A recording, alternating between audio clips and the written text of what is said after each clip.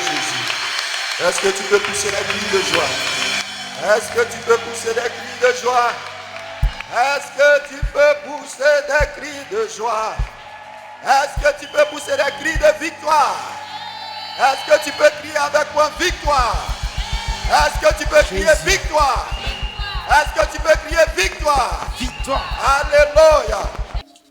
Gloire à Jésus. Que le Seigneur nous bénisse. Que Dieu bénisse ta présence ce matin, toi qui es là. Alors donc, je voudrais rendre grâce à Dieu pour l'honneur, le privilège que j'ai de me tenir sur cette chaire, cette illustre chaire qui n'est plus seulement pour Soubré, mais qui est une chaire désormais qui est en international. Je voudrais dire merci à mon père spirituel, l'apôtre Élie Ézéchiel, que j'ai connu depuis 2013, et depuis qu'il est entré dans ma vie est transformée.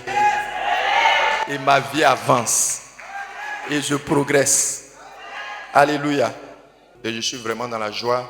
Et je voudrais qu'on acclame le Seigneur pour la vie de notre Père spirituel et de sa charmante épouse, notre maman à tous. Acclamons le Seigneur pour sa vie. Avec eux, vraiment, on voit ce que c'est que l'affection d'un père, d'un serviteur de Dieu. Parce que tout le monde est serviteur, mais tout le monde n'a pas un cœur de père. Mais lui, il a un cœur de père. Alléluia. Et donc, en étant ici, tu es à la bonne place. Et ces conseils précieux nous aident à avancer dans le service de Dieu. Je voudrais dire merci aussi au pasteur Ouattara, à tous les assistants, tous les appelés et le conseil de l'église, tous les responsables, que Dieu vous bénisse, parce que c'est grâce à vous que nous sommes là.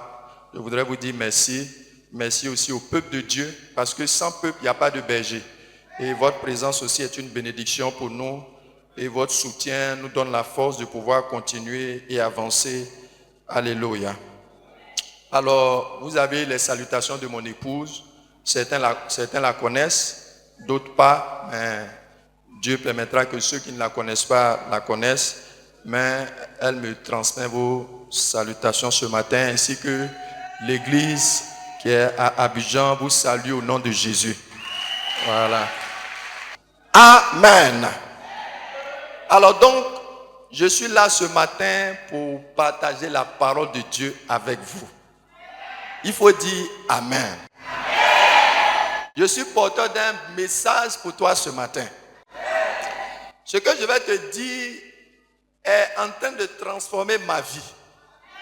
Donc je ne suis pas venu te donner un message que j'ai entendu ou que j'ai lu quelque part, mais je suis venu aussi partager avec toi le peu que Dieu m'a enseigné pour avancer avec lui. Je voudrais te dire d'entrée que pendant des années, j'étais vraiment dans des combats par rapport au service, par rapport au ministère. Et quand j'ai rencontré papa, par la grâce de Dieu, il y a des principes que j'ai commencé à découvrir, qui ont commencé à transformer positivement ma vie et mon ministère. Alors, je voudrais dire une vérité de base très importante que chaque chrétien sait, qui se trouve dans Jean chapitre 8, précisément au verset 32. Il dit, vous connaîtrez la vérité et la vérité vous affranchira. Dis Amen. Et Jésus ne s'adressait pas aux païens. Quand vous lisez juste avant, on dit c'est à ceux qui ont cru en lui qu'il était en train de parler. Ça veut dire que c'est à toi et moi que Jésus parle ce matin. La Bible dit à ceux qui ont cru en lui, vous connaîtrez. Dans d'autres versions, on dit vous comprendrez la vérité et la vérité vous rendra libre. Dis Amen. Eux, ils avaient déjà accepté Jésus, comme toi tu as accepté Jésus.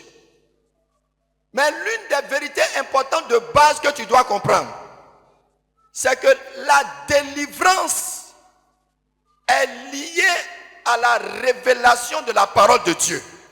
La base de la délivrance. C'est pourquoi notre Père spirituel à tous prend toujours son temps pour enseigner avant de prier pour les gens. Vrai ou faux? On dit Nayo. Alléluia. Donc, il expose la vérité pour que tu comprennes et après, le Saint-Esprit vient accomplir son œuvre dans ton cœur, dans ta vie. Pour dire à quelqu'un que un chrétien qui est ignorant, comme dans Osée 4 au verset 6, la Bible dit « Mon peuple est détruit faute de connaissance ». Écoutez-moi très bien. Vous ne pourrez jamais prospérer dans un domaine où vous êtes ignorant, où vous n'avez pas la connaissance.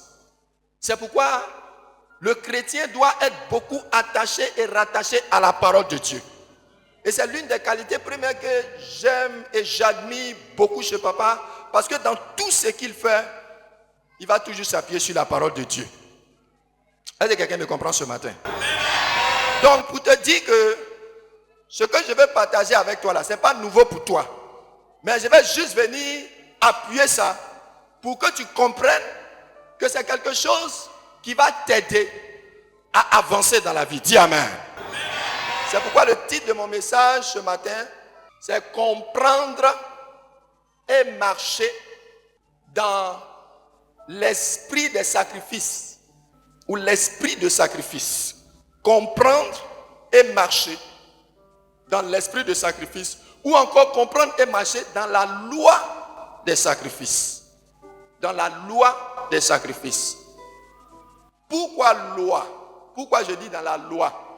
Quand on parle de loi, ce sont des principes, ce sont des vérités qui s'appliquent à tout le monde. Indépendamment de ta taille, de ta fonction, quand tu appliques ça, ça produit des résultats. Alléluia. Et c'est très important pour nous de savoir que dans le monde dans lequel nous sommes, il y a des secrets, il y a des lois, il y a des vérités. C'est pourquoi Jésus a dit, vous comprendrez la vérité. Quand tu comprends la vérité, elle te libère. Et ce matin, je prie au nom de Jésus, que le Seigneur dispose ton cœur, que le Seigneur dispose ton entendement, afin que cette parole qui va venir soit gravée sur la table de ton cœur, et que la puissance de cette parole transforme ta vie, ta destinée au nom de Jésus. Il faut bien dire Amen. Amen. Est-ce qu'on peut avancer? Est-ce qu'on peut avancer? Voilà. Donc, je voudrais vraiment que tu sois attentif. Donc, j'ai dit que la loi, c'est des règles, c'est des principes qui s'appliquent à tous. Et lorsqu'on les applique, on voit des résultats. Et c'est très important pour nous. Alors, un sacrifice, c'est quoi? Un sacrifice, c'est quoi? Un sacrifice, selon le dictionnaire, on dit c'est l'action par laquelle on offre certaines choses ou certaines victimes de valeur à Dieu. Un sacrifice, c'est quoi? C'est l'action par laquelle on offre des choses de valeur à qui? À Dieu ou à des divinités. C'est très important pour nous de le savoir. C'est ça, un sacrifice. On offre quelque chose qui a de la valeur. À qui? À Dieu ou à des divinités. Avant, nos parents étaient des idolâtres et ils ont offert des sacrifices à des mauvais esprits. Eux, ils croyaient bien faire, mais dans l'ignorance, ils nous ont condamnés, ils nous ont créé des problèmes à travers les adorations. Mais ils étaient en train de faire quoi? Ils étaient en train de faire des sacrifices aux mauvais esprits sans s'en rendre compte. Et ces sacrifices sont à la base de problèmes de beaucoup de personnes. Alléluia. Parce qu'à travers ces sacrifices, des alliances spirituelles ont été établies avec des mauvais esprits. Et ces alliances font qu'il y a des familles où on ne peut pas se marier, il y a des familles où on ne peut pas travailler, il y a des familles où on ne peut pas enfanter, il y a des familles où c'est difficile d'avoir la prospérité. Comme s'il y a une influence de pauvreté sur la vie de quelqu'un. Simplement parce que tes parents, par ignorance, sont allés devant une rivière pour dire, moi et puis mes enfants là, nous voulons que tu nous aides à être prospères ou à avoir des enfants, ainsi de suite.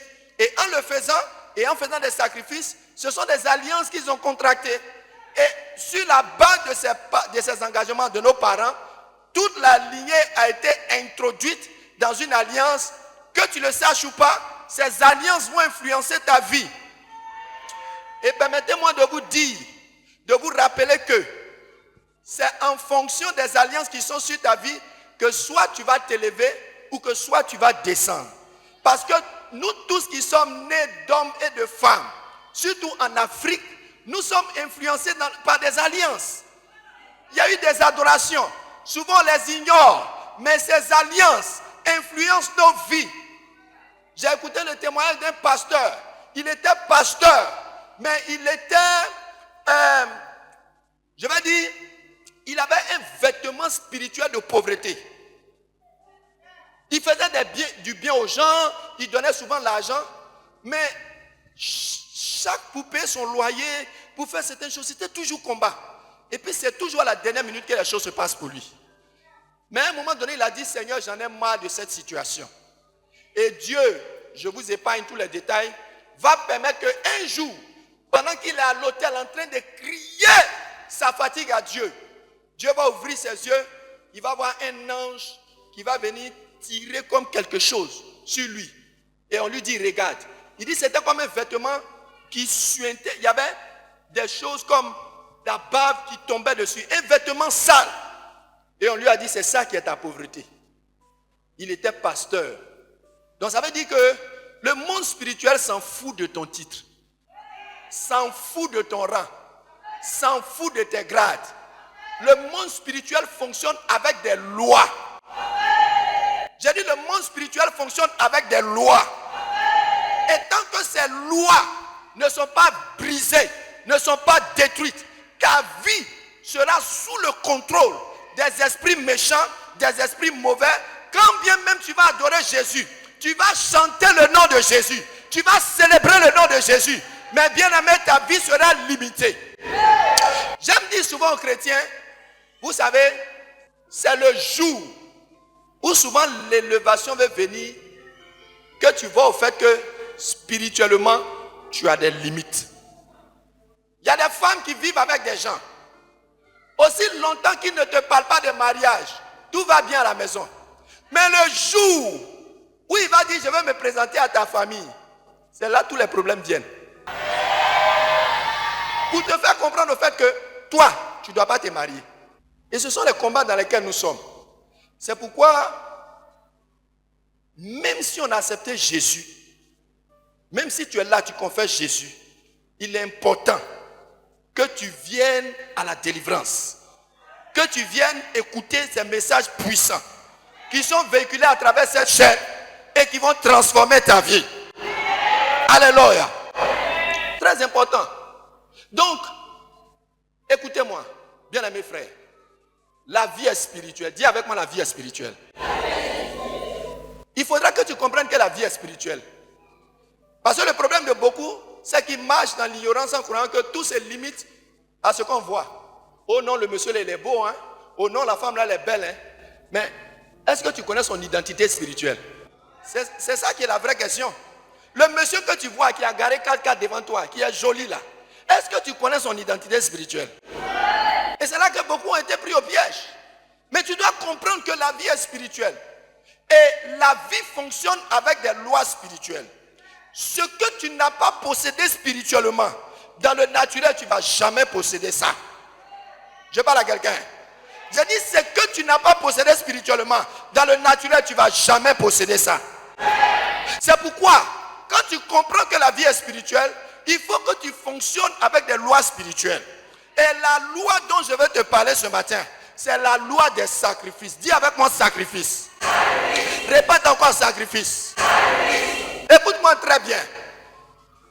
Quand je rentre dans ce temple et puis je vois ce bâtiment, je suis convaincu d'une chose. Derrière cette œuvre, il y a quelqu'un qui s'est sacrifié. Amen. Écoutez-moi très bien. Derrière chaque grandeur dans la vie, il y a un sacrifice. Frères, jeunes gens, ne rêvez pas. Ceux qui sont grands, c'est un sacrifice qui les soutient. Ceux qui sont élevés, c'est un sacrifice qui les soutient. Si tu n'as pas compris la loi des sacrifices, mon frère, ta vie sera limitée. On ne devient pas grand par accident. On n'est pas élevé par accident. On ne réussit pas par accident. On ne devient pas riche par accident. On On n'a pas la victoire par accident. On a la victoire parce qu'on a compris les règles de la bataille. On a élevé parce qu'on a compris les principes de l'élévation. Aussi longtemps que tu n'as pas compris, tu peux être un bon adorateur et puis être un adorateur frustré. J'ai lu dans ma Bible qu'il y a une femme qui est venue voir le prophète Élisée pour lui dire: mon mari le prophète est mort, mais le créancier est venu parce qu'il veut prendre mes enfants pour aller faire travail, parce que mon mari le prophète lui devait de l'argent. Bien aimé, on peut être prophète et puis être pauvre. On peut être enfant de Dieu et puis être pauvre. On peut proclamer le nom de Jésus à longueur de journée et être pauvre. Le prophète est mort pauvre, malgré qu'il servait l'Éternel. Il y a des lois que Jésus-Christ nous révèle et que nous devons comprendre pour avoir la victoire. Dis Amen. Dis Amen. Dis avec moi la loi des sacrifices. Je dis, je répète, derrière chaque grandeur, il y a quoi? Derrière chaque élévation, il y a quoi? Est-ce que quelqu'un me comprend ce matin? Écoutez-moi très bien. Si vous avez remarqué, souvent vous vous promenez, vous arrivez à un carrefour, et puis vous voyez un canari, ils ont cassé, et puis vous voyez des gnomis, vous voyez des colas, vous voyez des ceintures de sécurité attachées à un carrefour. Vous voyez souvent des endroits où on s'en va faire toutes sortes de libations et de sacrifices. Je me souviens bien quand papa parlait de la Nawa, quand ils sont allés prier là-bas, et les gens sont allés faire sacrifice après, ils étaient fâchés parce qu'on dit le sacrifice prend plus. Alléluia. Bien-aimés, les gens vont quelque part pour faire une adoration. Et quand on fait un sacrifice, permettez-moi de vous dire, quand on fait un sacrifice, les sacrifices mettent en action le monde spirituel. Les sacrifices mettent en action les esprits qui sont invoqués. C'est pourquoi je dis et je répète, si tu es un chrétien, tu n'as pas compris la loi des sacrifices. Si tu es confronté à un occultiste qui marche dans les sacrifices, qui fait des sacrifices, bien aimé, tu peux remporter la victoire, mais tu risques de prendre beaucoup de coups. Des femmes qui sont au marché savent que dans la concurrence là-bas, on se lance des sorts. Vrai ou faux? Tu peux aller sur ta table matin et puis tu trouves quelqu'un à déféquer. Pourquoi il a déféqué? C'est une action prophétique pour envoyer quelque chose sur toi. Et des gens sont envoûtés parce qu'ils croient simplement qu'il suffit de chanter Jésus, de rouler devant Jésus et puis tout va bien. Frère, il faut que tu comprennes la vérité pour que la vérité te rende libre. Dis Amen. Je te parle ce matin. En vérité, je suis au premier point, à la première définition. Il y a 3 définitions. Je vous donne un exemple. 2 Rois 3, verset 26. Dans 2 Rois 3, verset 26, je vous raconte l'histoire.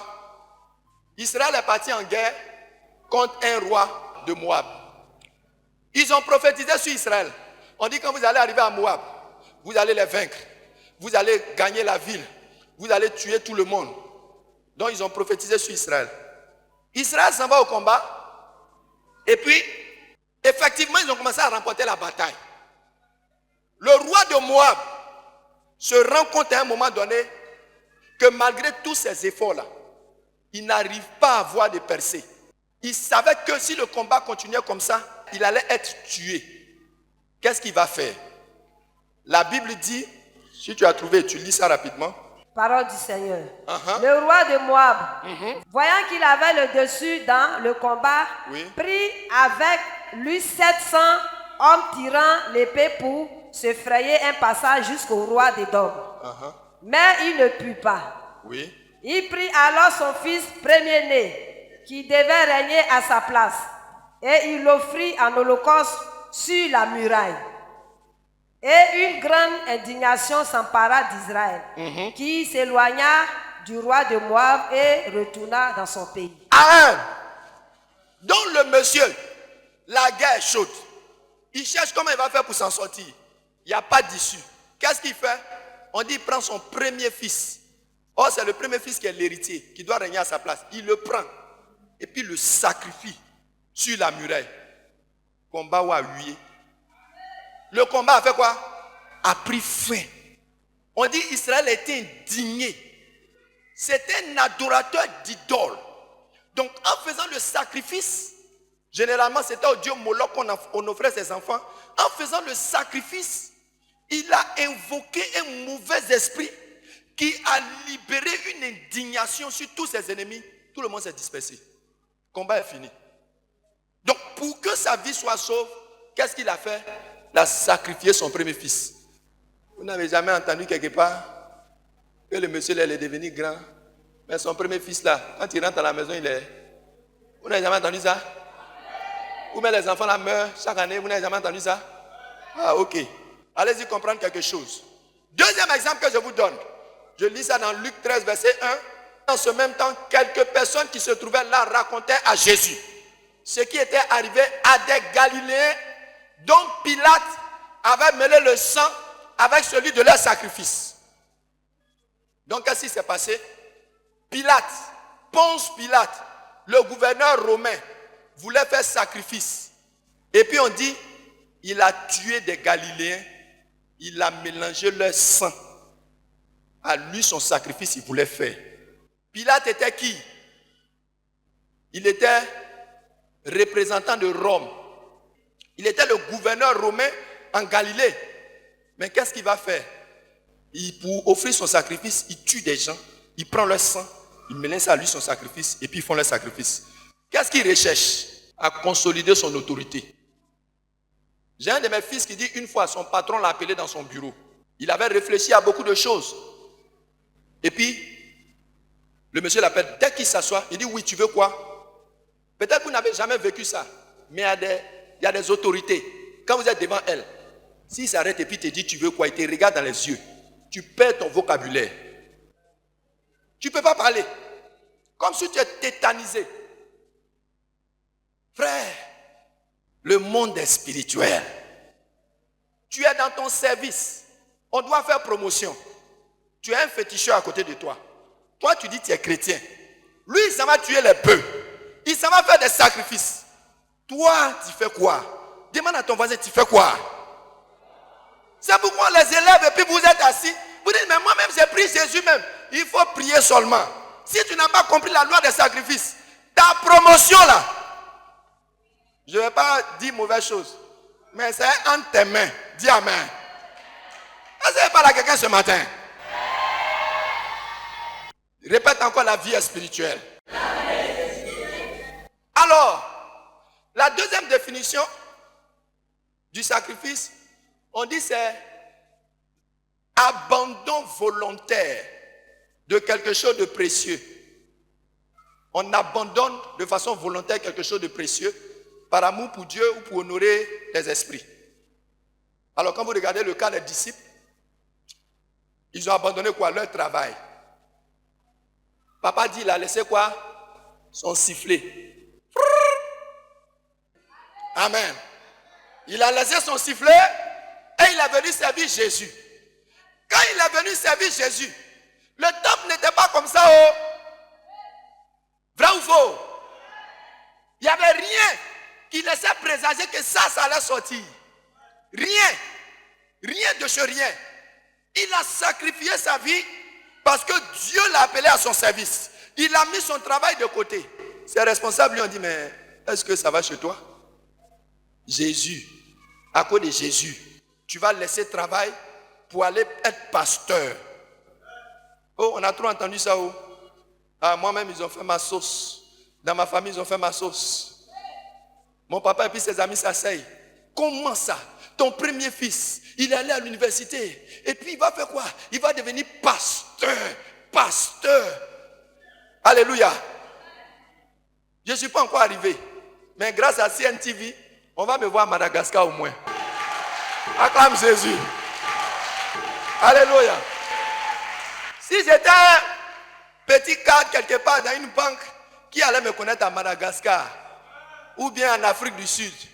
Mais grâce à CNTV avec ce micro, quelqu'un va entendre le nom Anissé Kouaon. Dieu dit dans la vie, il dit je rendrai ton nom grand. Quand Dieu dit je rendrai ton nom grand, c'est quand ton nom sort de ta famille pour aller jusqu'aux extrémités de la terre. Aujourd'hui, on entend parler de papa Élie Ézéchiel dans des pays qu'il n'a jamais visités. Parce qu'il a accepté de servir Jésus. Bien-aimé, quand tu abandonnes tes privilèges, tu abandonnes certaines choses pour la cause de Dieu, Dieu finit toujours par t'honorer. Il dit, j'honore celui qui m'honore. On a tout laissé pour suivre Jésus. Les disciples ont dit ça à Jésus. On a tout laissé pour te suivre. On a laissé nos poissons. On a laissé nos filets, on t'a suivi. Bien-aimé, c'est ça un sacrifice. Sacrifier sa vie pour la cause du royaume. Il ne t'a pas dit de laisser ton travail. Amen. Si Dieu ne t'a pas parlé, tu vas rentrer dans un désert que Dieu n'a pas créé, mais que toi-même tu as créé. Oui, parce qu'avant de m'engager, je lui ai posé question. Papa, est-ce que je dois faire? Et puis il m'a parlé, puis je suis allé. Donc la foi s'appuie toujours sur ce que tu as entendu. Si tu n'as rien entendu, il ne faut pas faire. Et ce matin, je viens pour que tu entendes quelque chose qui va soutenir ta foi, pour que ta foi soit bâtie. Et quand tu vas agir par la foi, tu vas voir la gloire de Dieu. Alléluia. Nous avons l'exemple de Anne qui a laissé son fils Samuel servir Dieu. Amen.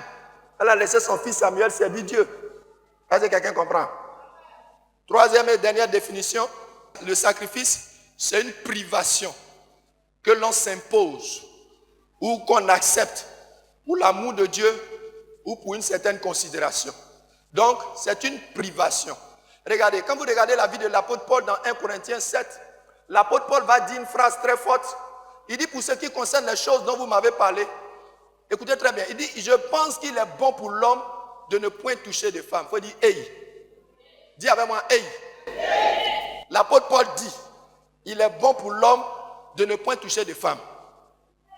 L'apôtre Paul là, il a servi Dieu, il ne s'est pas marié. Il a sacrifié à faire des mariages. Parce que pour lui, dans la parole, il dit que le mariage, il a ses distractions. Parce que quand tu es marié, tu cherches comment tu vas honorer ta femme. Ceux qui sont dans le foyer savent de quoi ils parlent. Il y a des matins où tu viens à l'église, madame est quelque part derrière, monsieur est devant.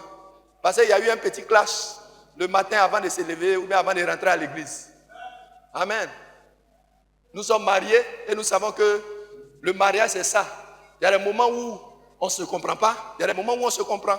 Donc pour Paul, tout ça c'est distraction. Comme lui ne veut pas se distraire, il veut servir Jésus, il dit mariage là, il met de côté. Vous n'avez jamais rencontré dans la société des gens qui sont élevés mais qui ne sont pas mariés? Hein? Souvent ils ne sont pas mariés. Mais pourquoi ils ne sont pas mariés? Souvent ils sont mariés spirituellement. Et c'est la femme là qui leur donne l'argent. Il n'y a pas là quelqu'un? Donc c'est une privation. Il y a des gens même là, ils sont boss, ils n'ont pas d'enfants. Ils n'ont pas d'enfants. Souvent c'est des alliances qu'ils ont tissées. Ils ont sacrifié enfants. Ou bien ils ont sacrifié mariage pour être grand. C'est pourquoi je dis, je répète, derrière chaque grandeur, derrière chaque élévation, il y a un sacrifice. Moi je te pose la question. Toi tu es chrétien là. Dans tout ce qu'il a dit là-haut, c'est quel sacrifice tu as fait? Hein? C'est quel sacrifice tu as fait? Et puis il y en a souvent, je dis souvent je ne comprends pas. Les chrétiens veulent voir la grandeur de Dieu. Ils veulent que Dieu les élève dans certaines choses. Mais quand tu regardes souvent leurs actes, tu te dis, mais attends, est-ce que c'est du Dieu de la Bible là qui parle? Parce que le Dieu de la Bible a révélé à travers les Écritures les moyens par lesquels il a rendu les Abraham grands, les moyens par lesquels il a rendu les David grands, les moyens par lesquels il a élevé les apôtres. Et il faut qu'on comprenne que le royaume de Dieu est un royaume où il y a des révélations que nous devons comprendre. Et c'est ce que nous allons essayer de comprendre ensemble. Dis Amen. Alors, permettez-moi de vous dire que les sacrifices sont importants aux yeux de Dieu. Dis à ton voisin, les sacrifices sont importants aux yeux de Dieu. C'est très important. Amen. Pourquoi c'est important? Parce que c'est Dieu même qui a institué les sacrifices. Est-ce que vous savez que c'est Dieu qui a offert le premier sacrifice? Il a offert ça à quel moment? Dieu a été le premier à offrir le sacrifice. C'était dans le jardin d'Éden. Quand on lit Genèse 1 au verset 7, lorsque les yeux d'Adam et puis Ève se sont ouverts, quand ils ont fini de pécher, qu'est-ce qu'ils ont fait? Ils ont cousu des feuilles de figuier et ils s'en sont revêtus, selon Genèse 1 verset 7. Mais dans Genèse 1 au verset 21, la Bible dit, l'Éternel Dieu fit à Adam et sa femme des habits de peau et il les a revêtis. Peau là, c'est quitté où? Dieu a sacrifié un animal, il a pris la peau et puis il a fait habit pour Adam et puis Ève.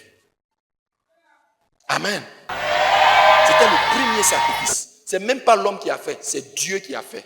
Et à travers ce sacrifice, Dieu est en train de nous faire comprendre que désormais, pour qu'un homme soit accepté dans sa présence, il faut un sacrifice. C'est pourquoi quand vous lisez Genèse 4, lorsque Caïn et puis son frère Abel vont se présenter devant Dieu pour lui offrir des sacrifices, on dit que Caïn va venir avec quoi là? Des fruits. Mais son petit frère Abel va venir avec les premiers-nés du troupeau. Il va sacrifier des animaux. Quand Dieu va voir ça, il va dire, Abel, tu es dans la révélation. La Bible dit, il va accepter le sacrifice d'Abel, il va rejeter le sacrifice de Caïn. Parce que dans le sacrifice, il y a la vie. Dans le sacrifice, il y a la vie. Dans le sacrifice, il y a la vie. Là où il n'y a pas de sang qui coule, ce n'est pas encore un sacrifice aux yeux de Dieu. Il n'est pas dit aujourd'hui d'aller te blesser. Hein. Il n'est pas dit d'aller te faire du mal. Hein. Je suis dans le contexte de l'Ancien Testament. C'est pourquoi la Bible dit, dans Genèse chapitre 8, quand Noé va sortir de l'arche, Dieu ne lui a pas dit, offre-moi un sacrifice. Quand Noé va sortir de l'arche, après le déluge, la terre sera inondée. Tous les hommes vont mourir. Noé et sa famille seront sauvés. Quand il sort de l'arche, la Bible dit, Noé va bâtir un autel. Chaque fois que vous allez entendre un autel c'est un lieu où on offre des sacrifices. Il n'y a pas d'autel sans sacrifice. Il peut y avoir un autel où on ne met pas de sacrifice, mais aux yeux de Dieu, ce n'est pas un autel. Un autel, c'est un lieu où on offre des sacrifices à la divinité. Il offre des sacrifices à Dieu. Et la Bible dit, Dieu a senti l'odeur des holocaustes. C'était des animaux brûlés entièrement. Quand l'odeur montait, Dieu a senti une agréable odeur. Et puis il dit, je ne vais plus détruire la terre par le déluge. Amen. Le sacrifice a touché le cœur de Dieu. Et Dieu a pris une décision par rapport à l'humanité. Bien-aimé, quand tu fais des sacrifices, il y a beaucoup de bonnes choses que ça t'apporte. Quand tu fais des sacrifices, ça ouvre beaucoup de choses dans ta vie. Et je vais essayer d'énumérer quelques-unes de ces choses. Ce n'est pas tout, mais c'est là que je vais te conduire ce matin. Dis Amen. Donc, c'est Dieu qui a envoyé les sacrifices. C'est Dieu qui a commencé les sacrifices. Et quand vous allez regarder dans l'Ancien Testament, vous allez vous rendre compte que tout le culte dans l'Ancien Testament était basé sur le sacrifice. Et quand vous rentrez dans la maison de Dieu, qui est devenu le temple après, mais dans le désert, c'était le tabernacle. Le premier endroit que vous trouvez quand vous rentrez dans le temple de Dieu, c'est l'autel des sacrifices. C'est là que le peuple s'arrêtait. Le peuple n'avançait pas. Il n'avait pas le droit d'avancer. Les seuls qui pouvaient entrer dans la présence de Dieu, c'était les sacrificateurs. Regardez leur nom même. Sacrificateurs. Les prêtres, on les appelait les sacrificateurs. C'est-à-dire quoi? Ceux qui offrent des sacrifices. C'est pourquoi Dieu a dit à son peuple, vous ne vous présenterez pas devant moi les mains vides. Parce que pour rentrer en contact avec moi, la base, c'est quoi? C'est les sacrifices. Je parle à quelqu'un ce matin.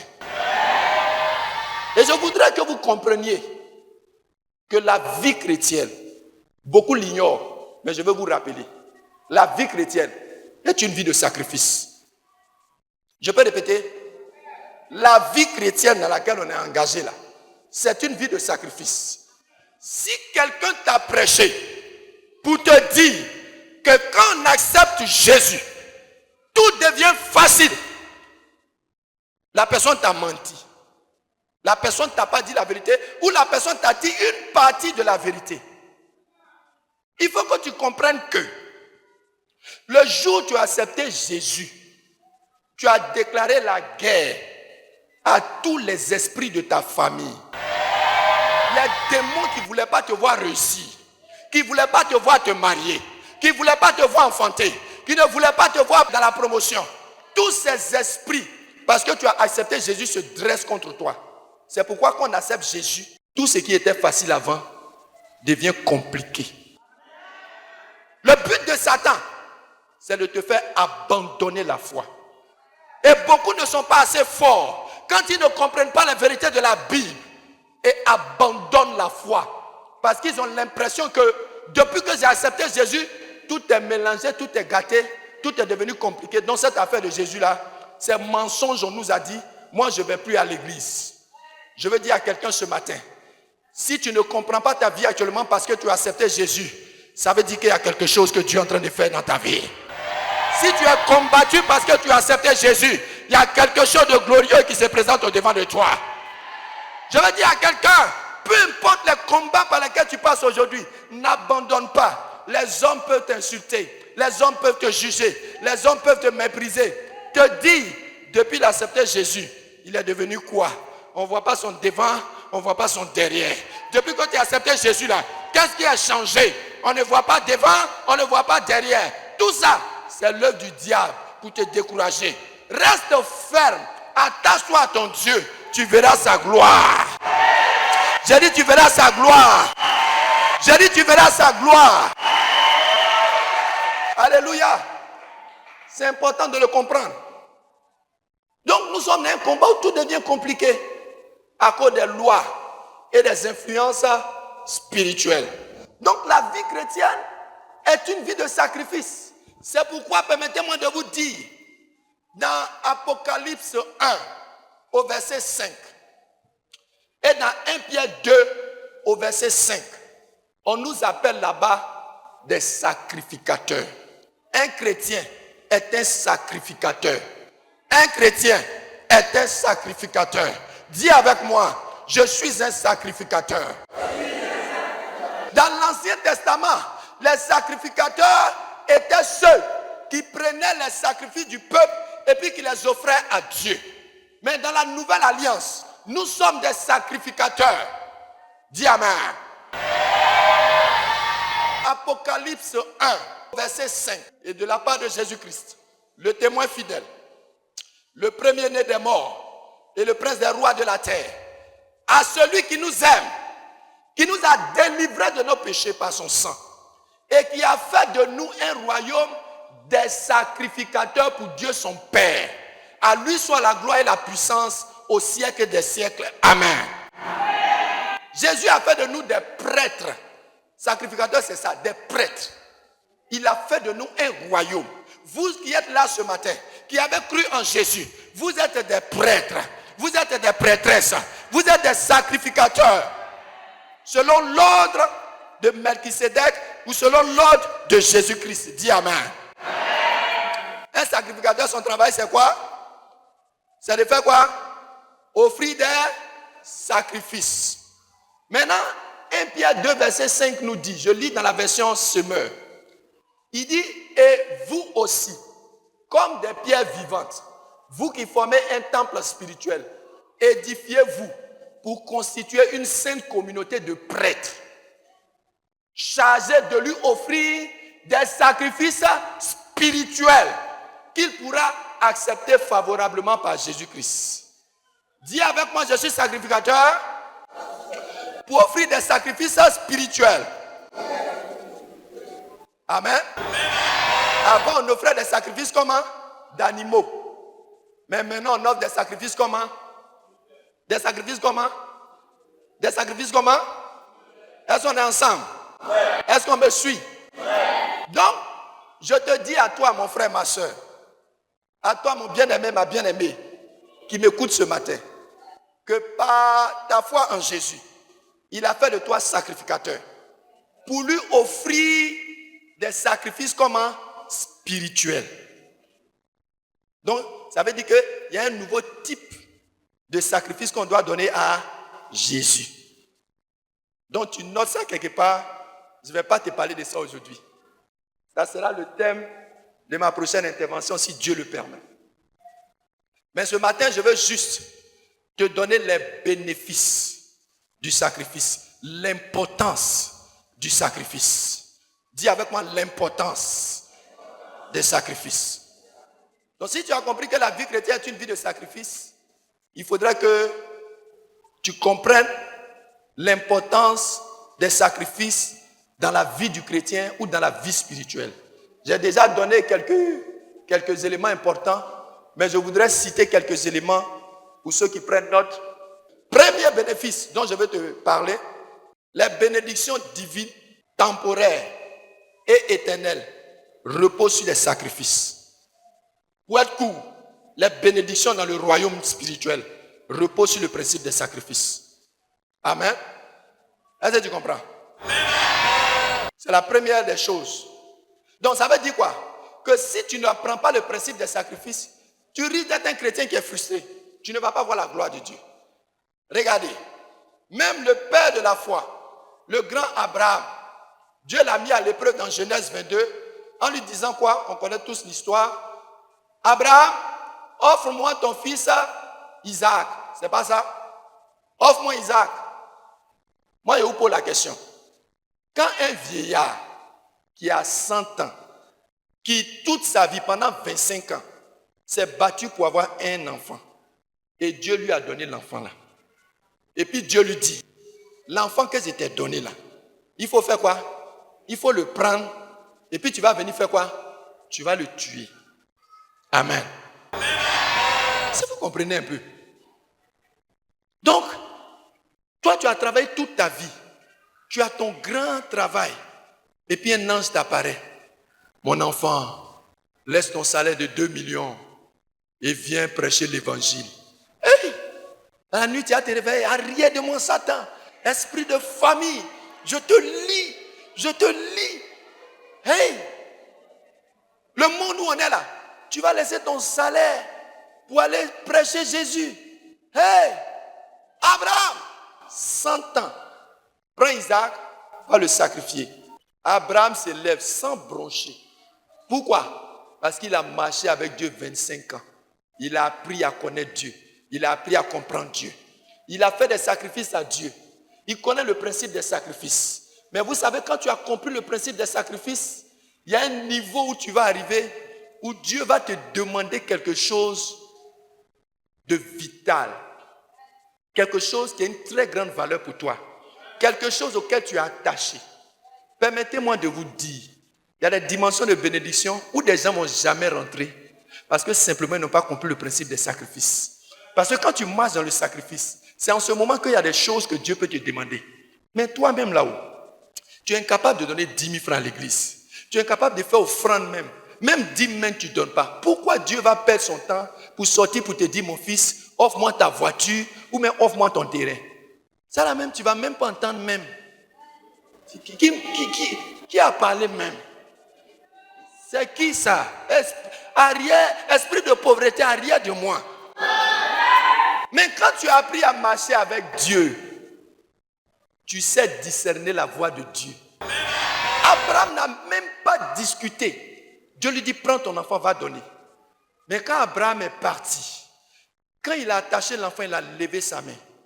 L'ange de l'Éternel a appelé Dieu des cieux. Il dit, Abraham, il y a longtemps on est ensemble, mais je sais maintenant. Amen. Abraham, tu m'adores. Abraham, tu me pries. Abraham, tu m'offres des moutons. Mais Abraham, c'est maintenant que je comprends que tu me crains, que tu m'aimes.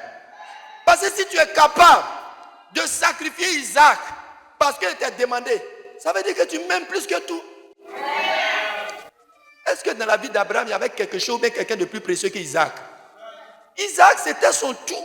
Isaac, c'était son amour. Isaac, c'était sa vie. Tout tournait autour d'Isaac, l'enfant de la promesse. Et Dieu dit, donne-moi. Quand Abraham a fait ça, Dieu dit, je le jure. Hey! Ah, Seigneur, si tu pouvais jurer pour moi aussi. Ah! Où Dieu jure. Je le jure. Ah! Que Dieu jure pour ta vie au nom de Jésus. Que Dieu jure sur ta vie au nom de Jésus. Ce sont des bénédictions, même Satan ne peut pas s'approcher là-bas. Où Dieu dit, je le jure. Oui. Il dit à Abraham, je le jure par moi-même. Est-ce qu'on a localisé le passage? Je ne vais pas mentir. Je le jure par moi-même. Parole de l'Éternel. Regardez, dans Genèse 22, verset 15, il dit, l'ange de l'Éternel a appelé une seconde fois Abraham des cieux et dit, je le jure par moi-même, parole de l'Éternel, parce que tu as fait cela et que tu ne vas pas refuser ton fils, ton unique, je te bénirai, je te multiplierai, ta postérité comme les étoiles du ciel et comme le sable qui est sur le bord de la mer. Et ta postérité possédera la porte de ses ennemis. Toutes les nations de la terre seront bénies en toi parce que tu as obéi à ma voix. Il a fait quoi? Il a béni Abraham. Abraham était déjà béni, marchait avec Dieu. C'est la même promesse que Dieu lui faisait là. Il n'a fait que consolider ça. Il y a des gens qui perdent des bénédictions. Et vous allez comprendre devant qu'on va avancer. Parce que ces bénédictions ne sont pas soutenues par un sacrifice. L'une des révélations importantes que j'ai comprises en lisant la parole de Dieu, c'est qu'il y a des choses que Dieu nous donne, mais que nous perdons parce que nous ne savons pas les garder. Quand il a confié le jardin à Adam et Ève, il dit garder et cultiver. Dieu ne rend jamais quelqu'un grand par accident. Il commence toujours petit. Quand il te donne petit là, il faut garder, il faut cultiver. C'est ça qui grandit. C'est ça qui grandit. Mais les gens, ils veulent voir, un coup ils sont là comme ça et puis ça devient grand. C'est pas comme ça Dieu fait. Hein? Petit, il te donne là.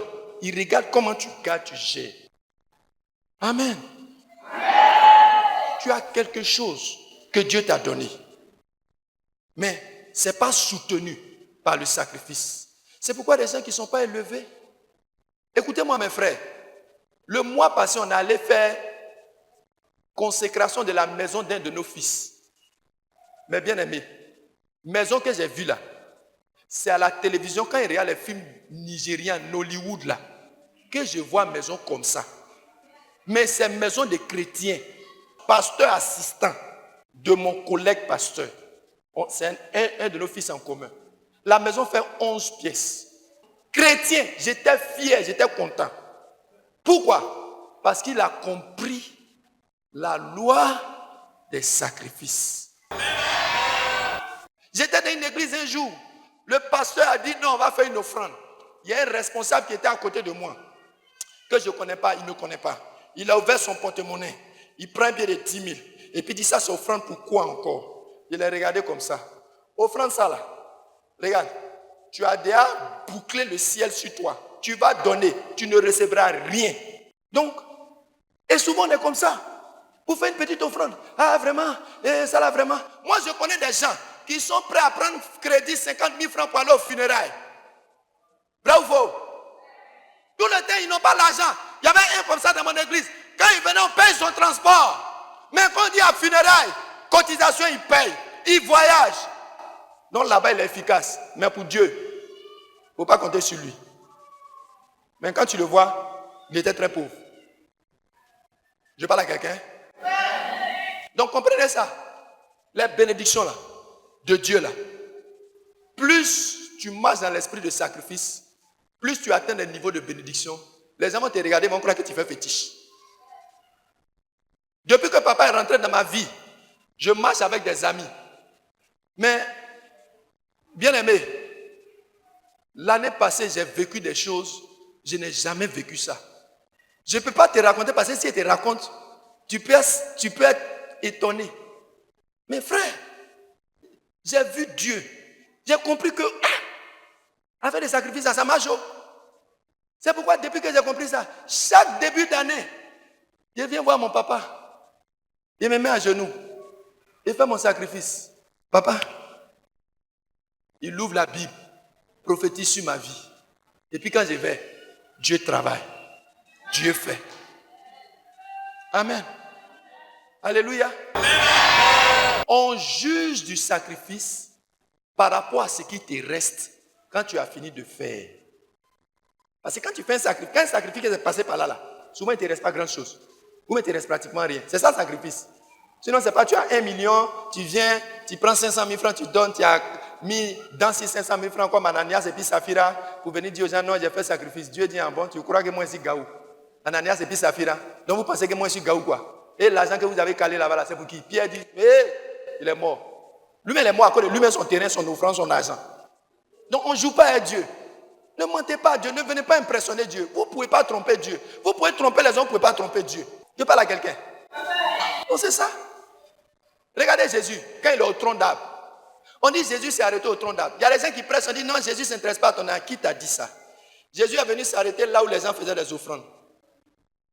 Et puis on dit, regardez, il a vu des gens venir mettre 1 million, 3 millions, 5 millions. Et puis il y a une femme qui est arrivée. Elle a donné 1000 francs. Et puis Jésus appelle les apôtres. Il dit, qui a donné beaucoup? Il dit, mais le gars, il a donné 10 millions. Il dit, La femme qui a donné 1000 francs. Il dit, aïe, comment 1000 francs l'appelle beaucoup? Il dit, mais oui, elle a donné tout ce qu'elle avait. C'est-à-dire, après avoir donné 1000 francs là, elle n'a même pas l'argent après pour manger. Mais les riches là, le gars qui a donné 1 million là, il a 20 millions. Il a venu mettre 1 million là. C'est l'argent de poche qu'il donne à ses enfants là, c'est ça qu'il a mis. Il y a des gens comme ça. Ils dépensent. Il y a des gens. Et puis vous les élèves là, vous les élèves, apprenez à payer dîmes. Tout le monde, quand on dit dîme là, tout le monde doit venir. Est-ce qu'on ne te donne pas l'argent de poche? Tes parents ne t'envoient pas l'argent. Après, si vous cultivez ça, quand vous allez à l'école, vous allez avancer. Vous n'allez pas avoir de difficultés dans certains domaines de vos vies. C'est une culture. Une culture. Très important. Je parle à quelqu'un. Donc la femme, elle a donné de son tout. Donc le sacrifice, ce n'est pas le montant qu'on donne. La qualité, la valeur, ce que ça nous coûte. C'est ça le sacrifice. Donc ça ne veut pas dire que, comme toi, tu es venu donner 5 000 francs. 5 000 francs là, Dieu ne considère pas. Ce n'est pas ça. Si toi, tu ne gagnes pas l'argent, 50 000 francs là, c'est l'or pour toi. Tu donnes à la maison de 10 000. Quelqu'un qui donne à la maison de 10 000 et puis qui vient donner 10 000 à Dieu. C'est beaucoup pour Dieu. C'est ça le sacrifice. Il n'a pas grand-chose, mais il a donné quelque chose qui lui coûte cher. Oh, il y a d'autres qui viennent, oh, j'offre. 1 million, tout le monde crie, wow. Oh, 1 million là. Pour lui, c'est insignifiant. Tu as impressionné les hommes, mais tu n'as pas impressionné Dieu. Parce que c'est Dieu qui bénit. Et c'est pourquoi beaucoup ne sont pas bénis. Parce que quand ils viennent à l'église, ils veulent impressionner le pasteur, ils veulent impressionner les hommes, mais Dieu n'a pas impressionné. Est-ce que vous comprenez? C'est très important. Deuxième chose, le sacrifice nous donne l'autorité. Ou bien, je reformule, l'autorité et la puissance reposent sur les sacrifices. Amen. L'autorité et la puissance reposent sur les sacrifices. Dis Amen. Il y a des gens qui veulent être puissants dans la vie, qui veulent avoir l'autorité. Si tu n'as pas compris le principe des sacrifices, il te sera difficile de prévaloir. Quand vous lisez Nombre 23, vous voyez là-bas, il y a un faux prophète. C'est un prophète, mais qui à cause de l'argent a vendu son ministère. Il s'appelle Balaam. Balaam là, lui on le loue pour venir maudire les gens. C'est-à-dire quand toi tu veux faire Balaam là, tu viens voir Balaam. Quand tu viens voir Balaam, tu lui dis, il faut maudire mon adversaire. Quand il maudit ton adversaire là, ton adversaire est désarmé. Frère, le combat de la vie est spirituel. Alléluia. Est-ce que quelqu'un comprend? Balaam a été invité pour aller maudire Israël. Mais regardez l'acte qu'il va poser. Il dit au roi Balak, il dit Balak, je veux parler, je veux prophétiser. Dresse-moi 7 autels. Ça veut dire quoi? 7 autels. Il faut mettre 7 taureaux dessus. Il faut mettre 7 béliers. Et puis je vais voir ce que Dieu va me dire. C'est-à-dire, avant qu'il ne fasse appel à l'esprit, il fallait qu'il pose d'abord des sacrifices. C'est pourquoi pour ceux qui sont allés avant chez les marabouts, chez les féticheurs, Tu es rentré là-bas une fois, et puis on a dit ton problème est résolu, il faut partir. On ne t'a pas demandé de faire quelque chose. Mes frères, il y a des dimensions où poulet peut régler. Il y a des dimensions où c'est mouton. Il y a d'autres dimensions où c'est bœuf. Il y a des niveaux aussi où c'est quoi? C'est l'homme. Un occultiste, comme Pilate, qui tue l'homme et puis qui prend son sang pour verser ça dans le sacrifice, lui il fait. Toi, chrétien, ton pasteur même lutte avec toi pour payer dîme. Et puis vous deux, vous êtes en concurrence sur un marché. Mon frère, il faut quitter sur la route, il va passer. Personne ne va te dire ça, mais il va passer. Parce qu'ils ne vont même pas te regarder. Vous voyez, on peut créer une atmosphère. Il y a des gens, leur présence impose une atmosphère. Il y a des gens, quand ils entrent dans un endroit, leur présence impose une atmosphère à cause du genre de sacrifice sur lequel ils sont établis. La Bible dit que quand Jacob et puis ses enfants, dans Genèse 33-34, vous cherchez ça à la maison, ont tué des gens à cause de leur sœur Dina.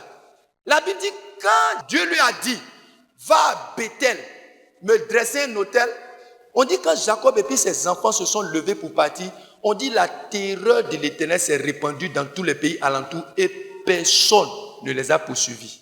Quand ta vie est une vie qui est posée sur des sacrifices, il y a des gens qui n'auront même pas la force de se lever contre toi. Il y a un de mes fils, il est allé à l'école, ils ont fini une formation, il entre dans un service. Imaginez quelqu'un qui quitte à la formation, qui se retrouve dans un service, et puis sa première nomination, sous-directeur. Tous les anciens du coin se sont levés. Mais c'est quoi ça? Il y a longtemps, nous on est là. Un petit comme ça, à peine il quitte à l'école, il vient sous-directeur. C'est pas normal. Moi, mon fils là, vous savez quelle prière il allait faire? Non, lui, ses prières sont simples. Il dit, Jésus, moi je suis ton serviteur. Moi, mon argent là, tu vas utiliser ça pour faire l'œuvre de Dieu. Les âmes seront sauvées. L'église sera construite. Les païens là, ils vont prendre ça pour aller chercher femmes, pour aller tuer des bœufs. Jésus, entre eux et puis moi là, tu veux qui? C'est pourquoi moi-même là, il a pris un montant avec 6 zéros derrière. Et puis il est allé semer ça. Voici mon sacrifice. Ils ont confirmé sa nomination. Mon frère, il ne s'est pas contenté de dire Jésus, tu sais, Jésus, je t'aime. Il dit oui, je sais que tu m'aimes comme Abraham. Mais où sont les preuves de ton amour? Les sacrifices révèlent l'authenticité de notre amour pour Dieu. Tu dis à une femme, moi je t'aime. Oh. Moi je t'aime. Oh. Toi tu l'aimes. Bon, après amour là, où sont les preuves de ton amour? On dit Dieu prouve son amour en ce que lorsque nous étions encore pécheurs, il a envoyé son Fils unique.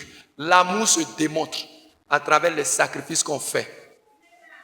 Il dit à Jésus, je t'aime, je vais faire ça pour toi. Quelles sont les preuves que tu vas faire ça?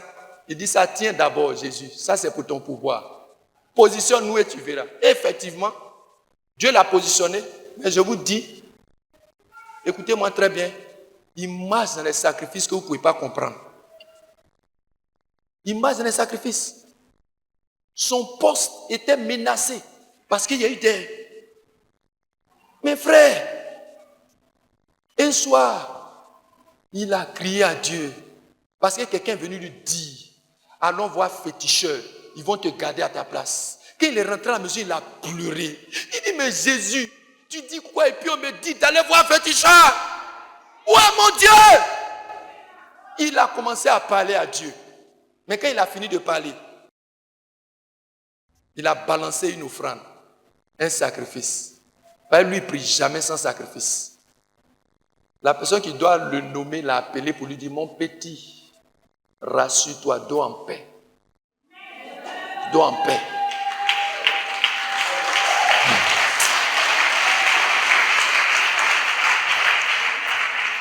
S'ils se contentaient de Seigneur, tu vois, et les gens sont spécialistes. Jeûner, prier, jeûner. Moi, je jeûne. C'est à cause de ça ici comme ça là. Je jeûne beaucoup. Mais je ne jeûne pas sans sacrifice. Non, les gens qui jeûnent 40 jours, ils jeûnent 20 jours, ils jeûnent 21 jours, ils ont fini de jeûner. Maintenant, où est l'offrande d'action de grâce? Vous dites merci à Dieu parce que tu crois que ton jeûne a été exaucé. Et il y a beaucoup comme ça. Depuis que j'ai jeûné là même, je ne vois rien. Quand tu as jeûné là, tu as fait quoi? Tu as fait quoi après? Hein? Il y a un Libanais qui ne priait pas un mois. C'est sa femme qui priait un mois. Il ne vient pas à l'église. Mais il m'a dit une phrase qui m'a touché jusqu'à aujourd'hui. Il dit, pasteur, quand nous on va au travail là, vous êtes à genoux en train de prier pour nous. Jeûner pour nous. Chaque mois, le monsieur envoie son chauffeur devant ma maison. Le chauffeur gare, sac de riz, bidon d'huile, des déjeuners pour les enfants.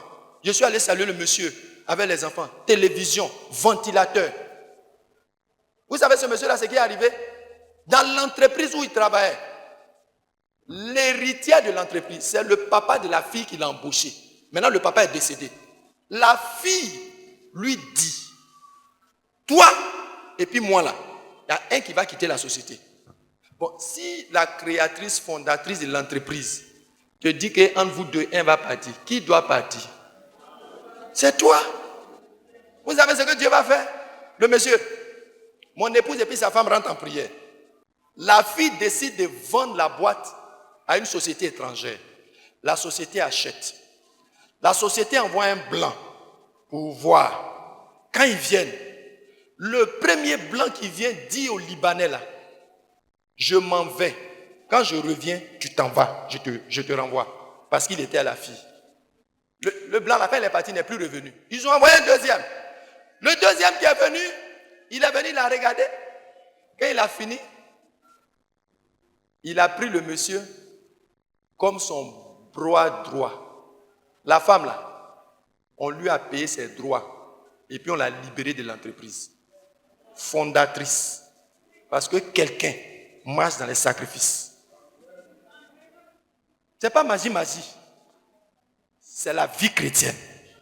Dis avec moi, c'est la vie chrétienne. Alléluia. Donc l'autorité, la puissance repose sur des sacrifices. Balaam, pour pouvoir maudire, c'est appuyé sur des sacrifices. Quand tu fais des sacrifices, ta voix porte, ton autorité porte. Jésus était le Fils de Dieu, sans péché. Mais il a fait quoi? Il allait jeûner, prier pour être revêtu de la puissance. C'est aussi un sacrifice, le jeûne et la prière. Mais on va voir dans ma prochaine intervention les sacrifices. Quel est l'élément maintenant? L'exaucement de certaines prières repose sur des sacrifices. Amen. Il y a des prières là. Pour que Dieu exauce, il faut que ça soit accompagné de sacrifices. Si tu pries depuis des années pour un sujet, tu ne vois pas de résultat, tu ne vois pas Dieu agir, je vais te donner un secret. Il faut faire un sacrifice pour soutenir ta prière. Je parle à quelqu'un? La Bible dit Salomon est monté à Gabaon. Quand Salomon a fini, il était allé pour chercher Dieu. Quand vous lisez dans la version chronique, Salomon était allé pour chercher Dieu. On dit le jour, il a offert 1000 holocaustes. La nuit, Dieu sort dans son rêve. Il dit, mon fils, demande-moi ce que tu veux que je te donne. Hey, le jour Dieu va sortir devant toi, maman, ma fille, demande-moi ce que tu veux que je te donne. Qu'est-ce que tu vas lui dire? Dieu demande à Salomon, tu veux qu'il te demande quoi? Salomon dit, donne-moi la sagesse. Dieu dit, tu as touché mon cœur. Il dit, la sagesse pour bien diriger ton peuple. Il dit, tu as touché mon cœur. Il dit, bon, comme c'est la sagesse seulement, tu m'as demandé, tu n'as pas demandé la mort de tes ennemis. D'ailleurs, même là, je vais mettre Guassou. Richesse là, c'est pour toi. Prospérité là, c'est pour toi. Il y a des prières qui touchent le cœur de Dieu. Il y a des prières qui ne touchent même pas Dieu. Ça le choque souvent. Mais je veux dire, si Dieu se présente devant toi, demande-lui des choses de valeur. Amen. Et tu vas comprendre. Je voudrais dire dans Actes chapitre 10, il y a un monsieur qu'on appelle Corneille. Corneille a prié pendant longtemps. Et dans Actes chapitre 10, Dieu va envoyer son ange pour dire à Corneille une phrase que je voudrais que quelqu'un retienne.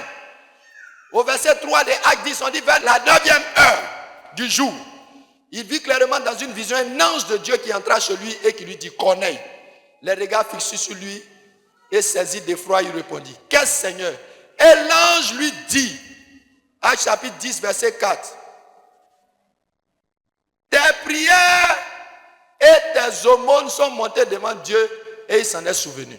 Dis Amen. L'ange a dit quoi? Il n'a pas dit tes prières seulement. Il a dit tes prières et tes aumônes. Ça veut dire que offrande qu'on ait donné là, ça arrivé aussi au ciel. Tout ce qu'on fait dans la maison de Dieu là, Dieu voit. Tout ce qu'on donne, Dieu voit. Dis Amen. Très important. Un autre élément pour finir. Certaines victoires dans le combat reposent sur les sacrifices. Amen. Il y a des délivrances que Dieu accorde quand on fait certains sacrifices. Il ne suffit pas toujours simplement de jeûner, prier comme je l'ai dit. Il faut souvent faire des offrandes. Il faut souvent faire des sacrifices. Voilà, sacrifice, on va voir un différent sorte de sacrifices. C'est vrai, je touche offrande, mais il y a d'autres formes de sacrifices, on va voir ça. Pas aujourd'hui en tout cas. Amen. Je vous raconte une histoire dans Juge 20, au verset 14. Vous lisez toute l'histoire de Juge 20. Il y a eu un combat là-bas. Et puis ce qui m'a touché dans ce combat, suivez attentivement. Dans ce combat-là, il y avait Israël, les autres tribus, et puis la tribu de Benjamin, qui devaient s'affronter. Écoutez très bien.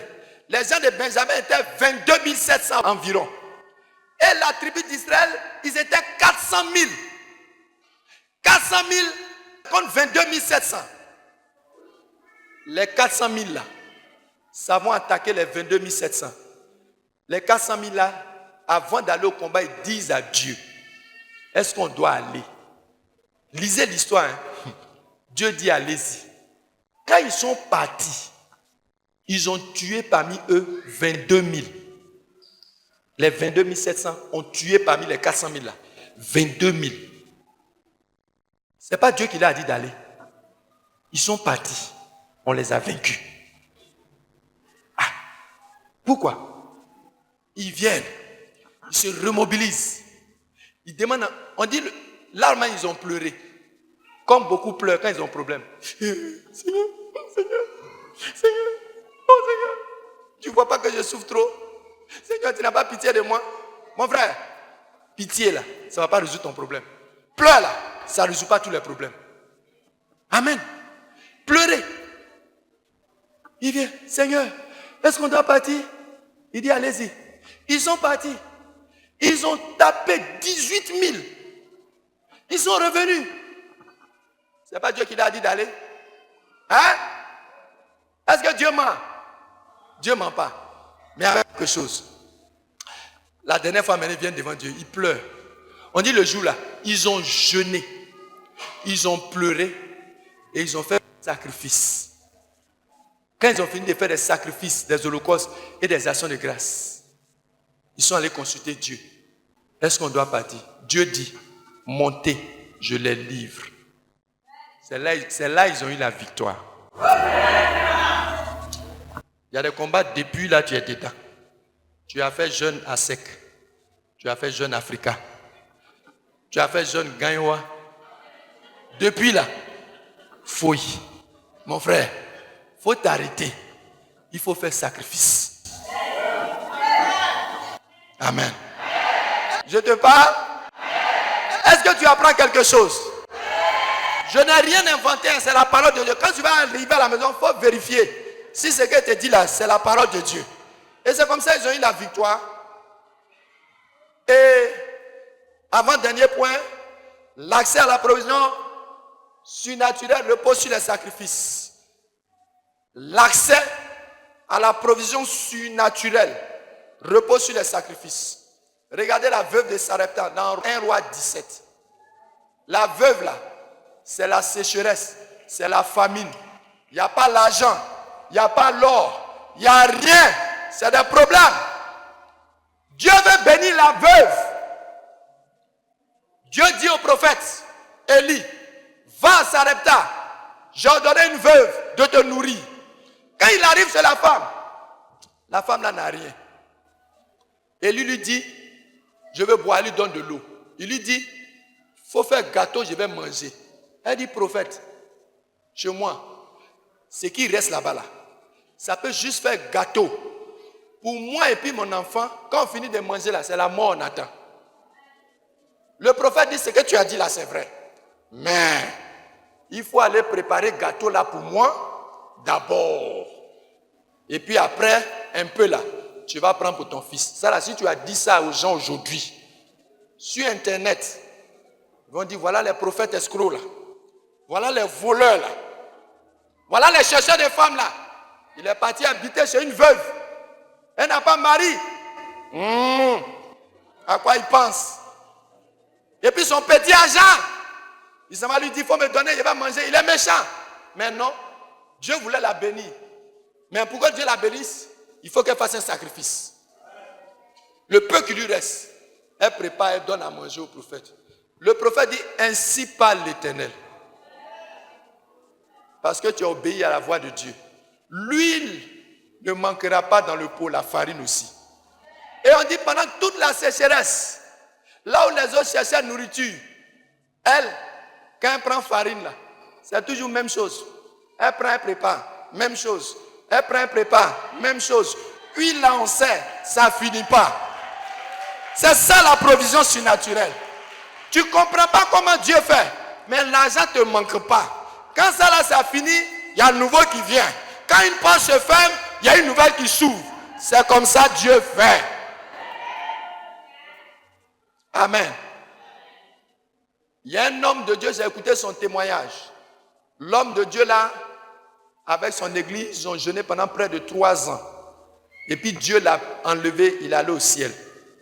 À plusieurs reprises. Mais Dieu va l'envoyer dans une salle au ciel qu'on appelle la salle des trésors. Et le monsieur va dire, Dieu lui a dit qu'il y a des richesses que les chrétiens n'ont pas encore commencé à expérimenter. Que c'est quelques hommes de Dieu qui expérimentent ça. Mais la plupart des chrétiens n'ont pas encore expérimenté. Parce qu'ils n'ont pas encore compris certains principes. Et les hommes de Dieu, l'argent ne finit pas. Parce qu'ils ont eu accès aux ressources illimitées de Dieu.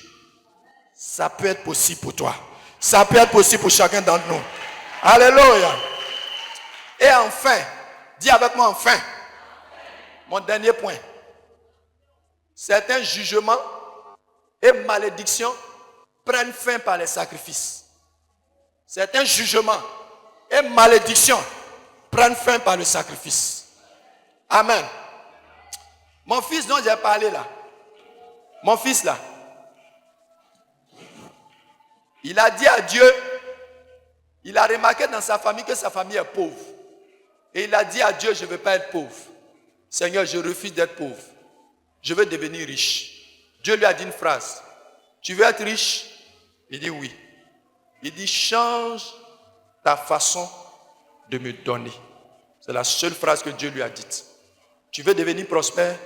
Change ta façon de me donner.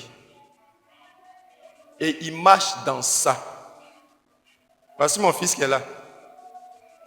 Ils me connaissent. Vous savez, pour donner là, tu n'as pas besoin d'avoir beaucoup. Et je le dis avec beaucoup d'humilité. Il y a des pasteurs. Écoutez-moi, je ne suis pas riche, je n'ai pas voiture. Je n'ai pas ma maison encore. Mais j'ai compris un secret dans la vie. Cette année, je donne un exemple. Il est là et puis je parle. À la rentrée, nous avons offert 30 sacs et puis acheté des cahiers à hauteur de 200 000 francs. On a partagé ça à tous les enfants de l'église.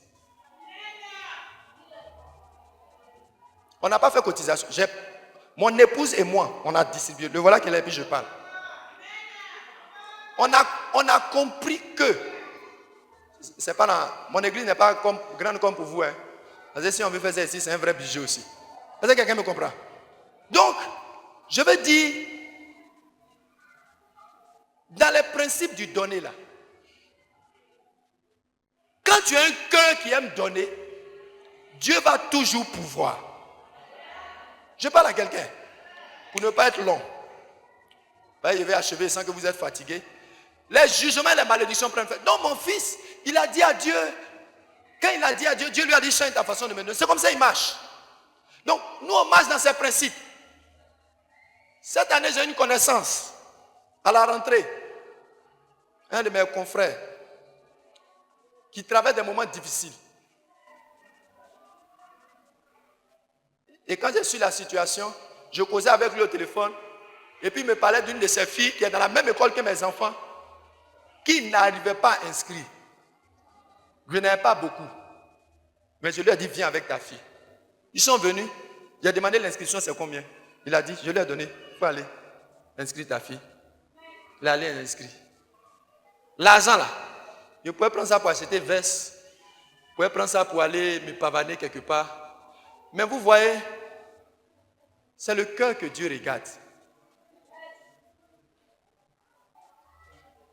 Dieu ne va jamais te donner quelque chose qui a une trop grande valeur pour toi. Pourquoi il y a des gens, Dieu ne leur donne pas l'argent? Parce qu'ils sont cupides. Quand tu aimes trop l'argent, Dieu ne va pas te donner l'argent. Je te parle. Je ne sais pas pourquoi je dis ça, mais je dis si tu aimes trop l'argent, Dieu ne va pas te donner l'argent. Mais si tu considères l'argent comme un simple moyen, quand tu en as, tu es préoccupé par les autres. Vous savez, notre papa, quand tu es là à côté de lui, souvent tu le vois. Il faut aller faire dépôt dans tel coin. Il faut aller faire dépôt ici. Il faut aller faire dépôt là. Je le regarde comme ça. Moi, j'ai connu des endroits où on envoie les missionnaires. On dit, va, Dieu est avec toi. Va. Le Seigneur t'accompagne. Comment on peut envoyer quelqu'un en mission sans frais de mission? Hey! C'est pourquoi il dit tout le monde est serviteur de Dieu, mais tout le monde n'a pas un cœur de père. Et notre papa a un cœur de père. Il l'investit. Vous ne pouvez pas comprendre quand vous êtes à côté. Et ce qui me plaît chez lui, ce sont ses valeurs. Ce que j'ai aimé, qui m'a amené à m'attacher à lui. Je connais beaucoup de pasteurs à Abidjan. Il y a les bureaux, j'entre sans durée. Il y a des pères, j'entre chez eux rapidement. Mais je me suis attaché à lui. Parce que quand il parle, les âmes, les âmes, les âmes, les brebis, les âmes, le salut des âmes. C'est ça qui est son fardeau. L'œuvre de Dieu, l'œuvre de Dieu. Il prend l'argent, il met ici. Et il aime l'excellence, il aime la qualité. Tout ce qui concerne Dieu là, ça doit avoir de la valeur. Il investit dans le royaume. C'est pourquoi Dieu va toujours le bénir. Ça, les gens, quand entre les mains nettes, la première des choses qui calculent, c'est la prochaine marque de quelque chose. Hein? Que Dieu te délivre au nom de Jésus. Alors donc, mon fils est sorti de la malédiction à cause de ces principes. Et aujourd'hui, par la grâce de Dieu, on a compris ces principes, on marche dedans. Alors, la dernière histoire que je vous raconte, c'est celle de David. Dans 1 Chronique 21, verset 14. L'histoire de David, il y avait un problème. Que Dieu te bénisse. Il y avait un problème en Israël. David a fait une faute. Il a péché contre Dieu. On dit Satan excita David à faire le dénombrement. Maintenant, Dieu va dire à David, parce que tu as fait ça là, il y a une malédiction qui va s'abattre sur le peuple. Il dit, il faut choisir entre 3 malédictions. Donc, David dit, il préfère la peste. Mes frères, la Bible dit que en 24 heures, en une journée, il y a eu 70 000 morts en Israël à cause du péché de David. Quand une autorité pêche, tous ceux qui sont sous son autorité payent le prix. Quand un père de famille pêche, les enfants payent le prix. Il y a des gens qui ne s'en sortent pas. Si ton papa mangeait enfant des gens, si c'était un sorcier, ça va vous suivre ses enfants. Il y a des malédictions qui sont sur les vies. C'est pourquoi on doit faire de bonnes repentances par rapport à nos familles. Donc, il y a un problème grave en Israël. On dit que Dieu a envoyé un ange à Jérusalem qui était en train de frapper. Et Dieu va regarder l'ange et puis va dire, assez, arrête-toi. Donc l'ange va s'arrêter. Qu'est-ce que je veux dire? Il y a des gens qui ont des maladies spirituelles. Parce qu'on dit que c'était la peste. Mais derrière la peste physique qu'on voit, il y avait un esprit qui était en train de frapper. Il y a des maladies qui sont dans des familles. Ce sont des maladies générationnelles. Tout ça, ça a toujours une origine spirituelle. Et ça doit être traité spirituellement. Dans la famille, dans la même famille, le grand frère est mort de diabète, papa est mort de diabète, les enfants et tout. Quand c'est des maladies générationnelles, on traite ça spirituellement. Amen. Quand l'ange va s'arrêter, David va venir devant Dieu. Oh Seigneur, aie pitié de ton peuple. Ils ont fait quoi? C'est moi qui ai péché. Seigneur, épargne-les. Dieu dit à David, David, où tu as vu l'ange arrêté là? Va lever un autel là-bas, va faire un sacrifice. Vous voyez? Il a jeûné, prié avec les anciens. Dieu lui dit, va lever un sacrifice. Il s'en va. Quand il a levé le sacrifice, il a levé l'autel, l'ange a dit, Dieu a dit à l'ange, range ton épée. C'est comme ça que la plaie s'est arrêtée. Je vais terminer par dire à quelqu'un, il y a des sacrifices qui arrêtent les malédictions. Mon fils dont je vous ai parlé, avant d'arriver au niveau où il était, vous savez ce qu'il a fait? Quand Dieu lui a dit, change ta façon de lui donner, on l'a embauché dans un stage, quelque part dans une société. Son premier salaire de stage, c'était 50 000. Dès qu'il a reçu, il a prié dessus. Et puis il est venu, il m'a donné. Après, quand il a fini le stage, ils l'ont rappelé dans la même société pour lui donner travail. Premier travail, on lui a donné salaire, je me souviens bien du montant, 145 000. Il a prié dessus. Et puis il est venu me donner.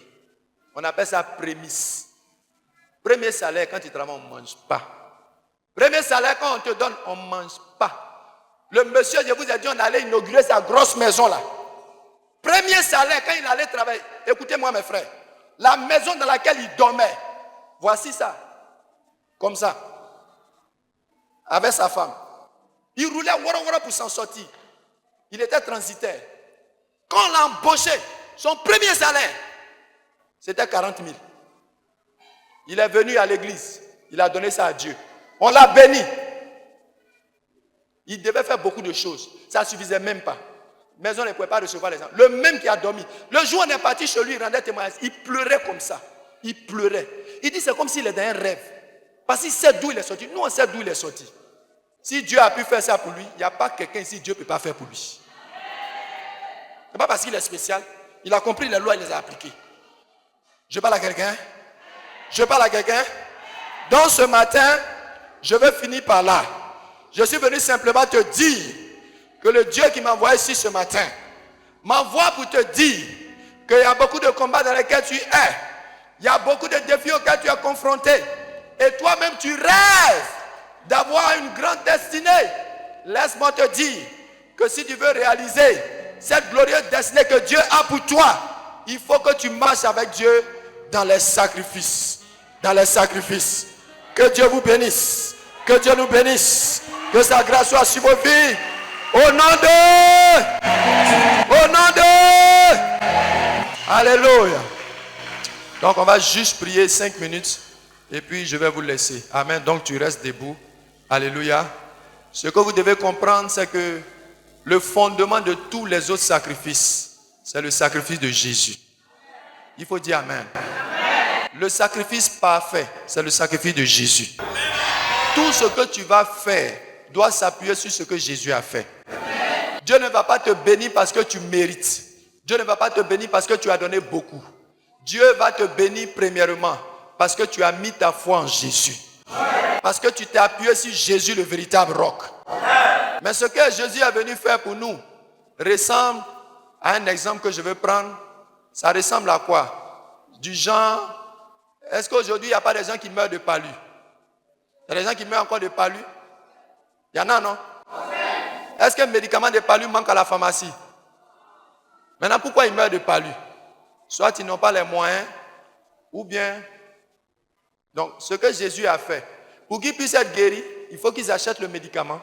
Et puis qu'ils fassent quoi? Qu'ils le consomment. Le fait d'avoir un médicament de palu au chevet de ton lit ne va pas te guérir. Le fait d'avoir un joli médicament de palu, de regarder, oh, médicament de palu, tu es vraiment beau, ça ne va pas te guérir.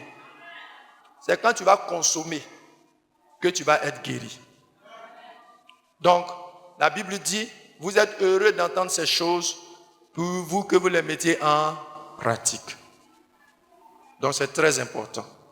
Donc, ce matin, je vais ensemble, on va élever la voix. On ne va pas dire merci pour 2, 3 sujets. On va dire merci à Jésus. Parce que, à travers son sacrifice, tout ce dont on a besoin pour notre délivrance, pour notre guérison, pour notre salut. Jésus a tout rendu disponible. Jésus n'est plus parti avec quelque chose au ciel. Jésus a tout rendu disponible. Il a tout relâché sur la terre. Et tout désormais est sur la terre dans une personne qu'on appelle le Saint-Esprit. C'est l'Esprit de Dieu qui est au milieu de nous, qui a toutes les grâces et les bénédictions que le royaume des cieux peut contenir. Et cet esprit-là, ce qui est merveilleux, c'est que cet esprit-là, quand tu acceptes Jésus, il vient habiter en toi. Il vient habiter en toi. Il vient reposer dans ton cœur. Mais pour qu'il se manifeste, il faut que tu comprennes la vérité. Pour que tu sois délivré, il faut que tu comprennes la vérité. Et c'est pourquoi ce matin, par la foi, nous allons dire merci à Jésus pour son puissant sacrifice qui nous a donné la guérison, qui nous a rendu la délivrance disponible, qui nous a rendu la prospérité disponible. La Bible dit que de riche qu'il était, il s'est fait pauvre afin que par sa pauvreté, nous soyons enrichis. Dans le plan de Dieu, la prospérité fait partie. Dieu veut que nous soyons bénis financièrement. Quand vous lisez le contexte de 2 Corinthiens 8, 9, c'est de bénédiction financière que Dieu parle. Dieu veut que ses enfants prospèrent. Je parle à quelqu'un.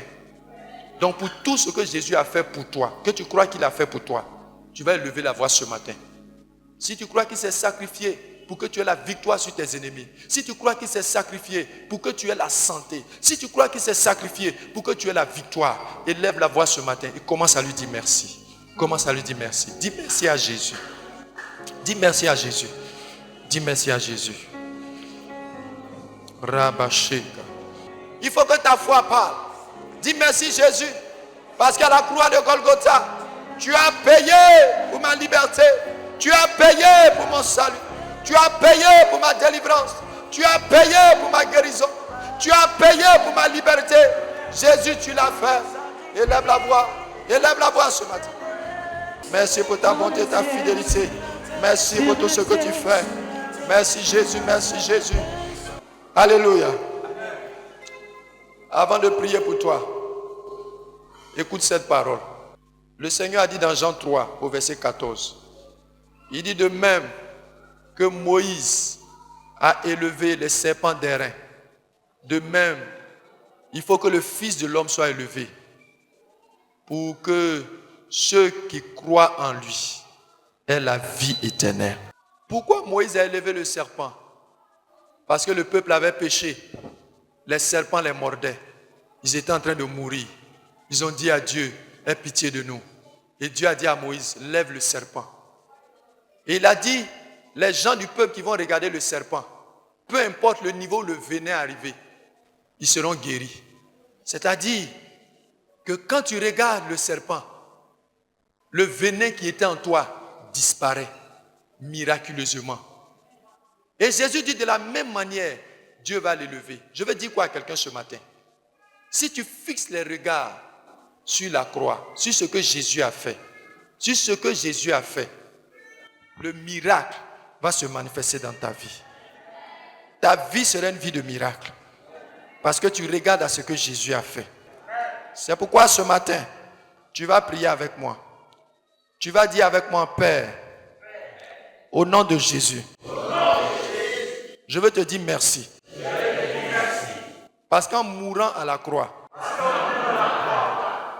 tu es mort à ma place. Tu es mort à cause de mes péchés. À cause du péché de mes ancêtres. De mon père et de ma mère. Tu es allé à la croix. Tu as offert ta vie en sacrifice, en rançon de mes péchés et des péchés de mes parents. À la croix, Jésus, toutes les malédictions, les condamnations qui devaient s'abattre sur moi, tu les as recueillis à la croix. Dans ton corps. Tu as pris sur toi les souffrances, les jugements que je devais subir, que ma famille devait subir à cause de nos péchés. À la croix, nos péchés ont été pardonnés. À la croix, ma nature mauvaise, le vieil homme, le maudit que j'étais, le pauvre, l'impudique, le voleur que j'étais, a été crucifié. Il a été mis à mort. La puissance du péché a été écrasée à la croix. Jésus en toi, moi aussi, j'ai été crucifié. La malédiction a été clouée à la croix. Tu as pris sur toi toutes mes malédictions. Les malédictions générationnelles. Tu les as portées en ton corps à la croix. Tous les démons, les puissants des ténèbres, les mauvais esprits qui me réclament, qui me combattent et qui nous ont dépouillés. La maison de mon père et moi. La maison de ma mère et moi. La Bible dit qu'à la croix, tu les as vaincus. Tu as triomphé d'eux. Et tu les as humiliés. En les offrant publiquement. En spectacle. C'est pourquoi tu m'as donné l'autorité sur les démons, sur les sorciers et toute la puissance des ténèbres. Et tu as dit que rien ne pourra me nuire. Jésus, tu m'as racheté à la croix. Ça veut dire que désormais, je t'appartiens. Je suis ta propriété. Ma vie est à toi. Tout ce que je suis, tout ce que j'ai, t'appartient. Seigneur, ce matin, sur la base de cette confession de foi, je déclare que tout ce qui me retenait et qui m'empêchait d'accomplir ma destinée, ce matin,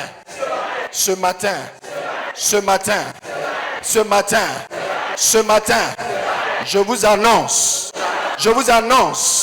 au nom de Jésus, sur la base du sacrifice de Jésus, je mets fin à votre règne, à votre pouvoir, à votre autorité dans ma vie. Esprit impur, esprit de la maison de mon père, de la maison de ma mère, qui me combattait, qui ne veut pas que je prospère. Toi, esprit impur, je t'ordonne ce matin de sortir de ma vie au nom de Jésus. Regarde. Amen. Mets ta main sur ta tête. Dis avec moi, Père, ce matin, je renverse tout raisonnement, toute hauteur qui s'oppose à la pensée de Christ. Toi, esprit impur, qui refuse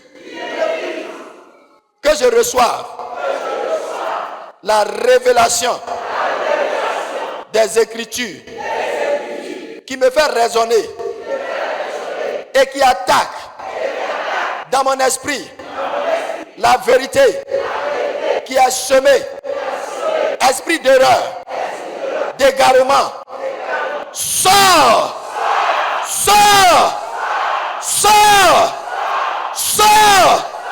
de ma vie au nom de Jésus. Seigneur, la Bible déclare par le Saint-Esprit, j'ai la pensée de Christ, que tout esprit qui contrôlait et influençait mon intelligence et ma volonté ce matin me libère au nom de... Acclame le Seigneur.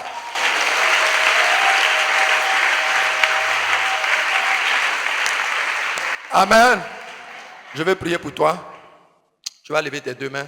La Bible dit que si notre évangile est voilé, il est voilé pour ceux qui périssent, ceux dont le Dieu de ce siècle a aveuglé l'intelligence. Satan, aujourd'hui, à cause des réseaux sociaux, a beaucoup de faux enseignements.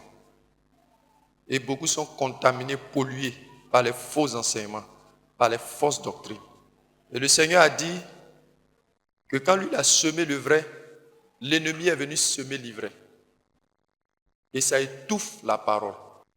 Mais ce matin, au nom puissant de Jésus, tout ce qui dans ta vie n'a pas été planté par Jésus est déraciné à l'instant. Est déraciné à l'instant. Je vais vous dire une vérité. Les esprits mauvais influencent la vie des gens à travers les décisions qu'ils prennent. 1 Chronique 21 dit, Satan excita David. Les mauvais esprits poussent des gens à prendre de mauvaises décisions. Le sacrificateur Abiatar a pris une mauvaise décision parce qu'il y avait une malédiction sur sa vie qui devait s'accomplir. Quand il y a une malédiction sur la vie de quelqu'un, il fait des mauvais choix, des choix qui vont l'égarer, des choix qui vont le détruire. Je prie ce matin au nom de Jésus.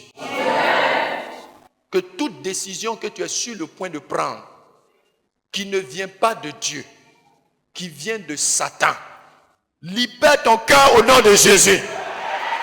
Libère ton cœur au nom de Jésus. Libère ta vie au nom de Jésus. Quand tu te fâches, tu prends de mauvaises décisions. C'est pourquoi beaucoup prennent de mauvaises décisions. Quand tu es fâché, tu prends des décisions. Et à cause de ça, ta vie ne progresse pas, ta vie n'avance pas parce que la colère te fatigue. Je prie ce matin que la main de Dieu soit sur ta vie. Que tout esprit qui se manifeste, quand tu dois recevoir une bénédiction pour empêcher que tu reçoives cette bénédiction, te quitte ce matin au nom de Jésus. Cette voix que tu entends qui te pousse à faire des choix, à prendre de mauvaises décisions, par l'autorité du nom de Jésus, que ce totem ancestral, démoniaque, dont tu entends la voix, qui te pousse à prendre de mauvaises décisions, ce matin, soit cassé au nom de Jésus, soit détruit au nom de Jésus. Je prie que cette semence qui a été semée ce matin reste gravée sur la table de ton cœur. Et que le Saint-Esprit même puisse te rappeler ce que tu as entendu et puisse ajouter ce que tu n'as pas entendu. Parce qu'il y a des révélations qui viennent dans une saison et c'est dans chaque nouvelle saison qu'il y a des actes qu'on pose, qu'il y a des sacrifices qu'on fait. Quand vous lisez Nombre 10, dans chaque saison, nouvelle saison, en début d'année, le jour de ton anniversaire, le début de mois, il y a des actes que tu dois poser. Je prie ce matin que sur la base de cet enseignement que tu as reçu, que le Seigneur ouvre ton cœur, ouvre ton intelligence et se révèle à toi pour que tu vois et entendes ce que tu dois faire pour que le miracle que tu attends s'accomplisse au nom de Jésus. Pendant que vos mains sont levées, il y a des gens qui vont entrer dans une nouvelle saison. Je suis en train d'annoncer une nouvelle saison à quelqu'un. Il y a des combats qui vont prendre fin dans ta vie. Il y a des combats qui vont prendre fin dans ta vie. Regarde, tous les défis auxquels tu étais confronté depuis des années sont sur le point de prendre fin en cette année 2025. J'ai dit sont sur le point de prendre fin en cette année 2025. Le Seigneur est en train d'ouvrir de nouvelles portes dans la vie de certaines personnes. 2025, le Seigneur va essuyer tes larmes. Tu ne vas plus pleurer au nom de Jésus. Tu ne vas plus pleurer au nom de Jésus. Tu as trop pleuré. Anne a pleuré. Mais quand son jour est arrivé, son pleur est devenu un pleur de joie. Que Dieu transforme tes pleurs de tristesse en pleurs de joie au nom de Jésus. Dieu transforme tes pleurs de tristesse en pleurs de joie au nom de Jésus. Jéhovah, sois loué. Laisse la présence de Dieu venir sur toi. Jéhovah,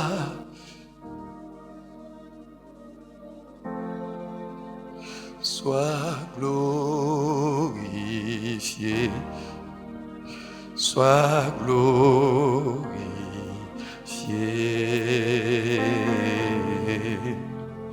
Jéhovah, sois loué. S'il te plaît, ne regarde pas la fatigue. Reste disposé dans la présence de Dieu. Jéhovah, sois loué. Jéhovah, Jéhovah, sois loué. Sois glorifié. Sois glorifié.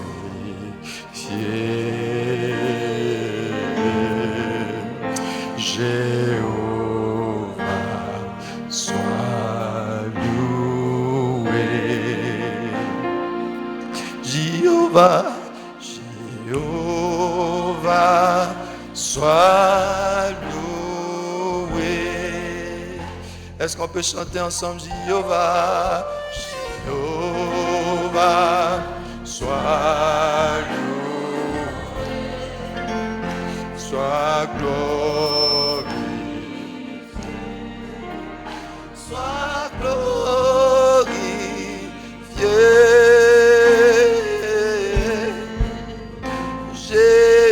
Jéhovah, sois loué. Jéhovah, sois loué.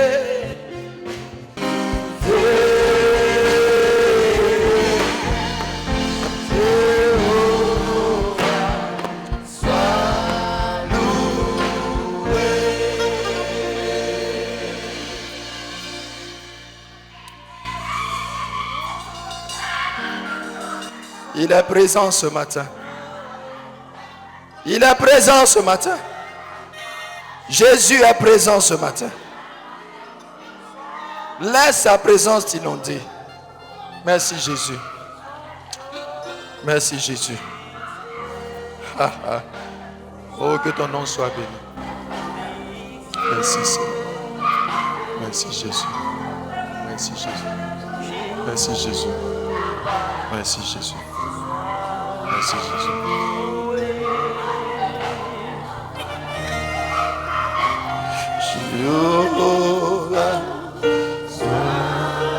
Merci Jésus.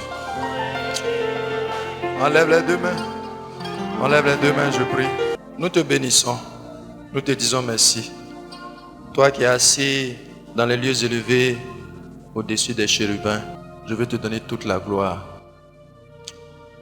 Seigneur, qui sommes-nous sans toi? Nous ne sommes rien sans toi. Je te prie pour ton peuple qui est venu dans ta présence ce matin. Au moment où nous avons fini, Je veux les recommander à ta grâce. Merci d'étendre ta main sur leur vie. Merci Seigneur de les visiter au travers de ta parole. Seigneur, de te révéler à chacun. Que personne ne parte sans que tu ne lui parles. Parle-leur, illumine les yeux de leur cœur. C'est au nom de Jésus que j'ai prié. Quelqu'un dit Amen. Acclame le roi.